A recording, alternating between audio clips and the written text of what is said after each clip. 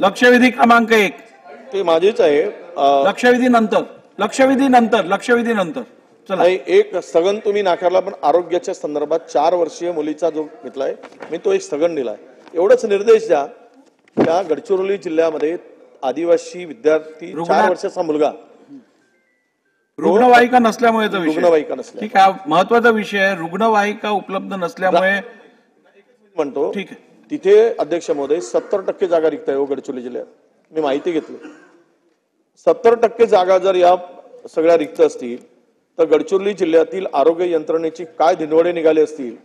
सगळीकडे टेंडर 12,000 कोटीचा, 10,000 कोटीचे सगळे टेंडर, 40,000 कोटी, 4,000 कोटी सगळं चाललंय. आता सगळेच तुमच्या पुढे आहे. अध्यक्ष महोदय, माझी विनंती आहे, गडचिरोली सारख्या अत्यंत दुर्गम आदिवासी नक्षलाईट जो आदिवासी भाग आहे त्या भागातील आरोग्य यंत्रणेमध्ये फार वाईट अवस्था आहे.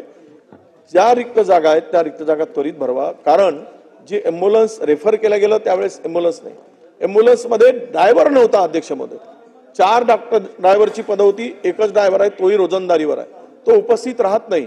कसा जीव वाचवावा गरीब माणसाने, कसं वाचावं त्यांनी. 4 वर्षाचा जगला असता तो मुलगा जर वेळेवर एम्ब्युलन्स पोहोचली असती तर त्या मुलाचा जीव वाचवू शकला असता. डॉक्टरांशी बोललो, त्यांनी सांगितलं यामुळे त्या पोराला आम्ही वाचवू शकलो नाही. ही गंभीर बाब आहे. म्हणून गडचिरोली सारख्या आदिवासी दुर्गम भागातील आरोग्य विभागाने हे सर्व पद भरावेत.